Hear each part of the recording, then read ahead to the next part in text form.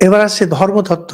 ধর্মতত্ত্ব কে শোনে না? একটা নাম করা কথা আছে, চোরা না শুনে ধর্মের কথা, চোর ধর্মের কথা শোনে না। এখানে বলছেন ধর্মতত্ত্বকে 10 প্রকার লোক নিতে পারে না। যার জন্য আপনি যদি আপনার বাড়িতেও লোকেদের যদি বলেন শোনার জন্য, তারা হয়তো নাও শুনতে পারে। আবার অনেকে আছে শুনছেন, অনেক আমি জানি যাদের স্ত্রী কোনো মহিলা শুনতেন, তার স্বামী এখন শুনতে শুরু করেছেন। স্বামী শুনতেন, তাকে দেখে তার সন্তান, তার স্ত্রী, তারা শুনতে শুরু করেছেন। এবং অনেক প্রচুর বলছেন মত্তহ, যে নেশা করে, ধর্মের ধারণা করতে পারে না। প্রমত্তহ,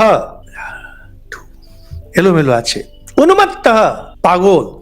ভ্রান্তঃ, শান্ত। উন্মত্ত শান্ত, ভ্রান্ত শান্ত। শান্ত হচ্ছে যে বড্ড বেশি টায়ার্ড। কিরকম সুন্দর বলছে না? মত্ত, প্রমত্ত, উন্মত্ত, শ্রান্ত। এরা ধর্মের কথা, ধর্মতত্ত্ব নিতে পারে না। সেই জন্য খুব বেশি খাটাখাটনি করলে ধর্মকথা নেওয়া মুশকিল আছে। তার সঙ্গে ক্রুদ্ধ, রেগে, যারা রাগী সে নিতে পারে না। বুভুক্ষ, যার পেটে খিদে আছে, যে নাম করার কথা না, খালি পেটে ধর্ম হয় না। ভুখে ভজন না হয়ে গোপালা, খুব সুন্দর হিন্দিতে বলে, ভুখে ভজন না হয়ে গোপালা। খালি পেটে ধর্ম হয় না। মহাভারত বলছেন খালি পেট ধর্ম নিতে পারে না।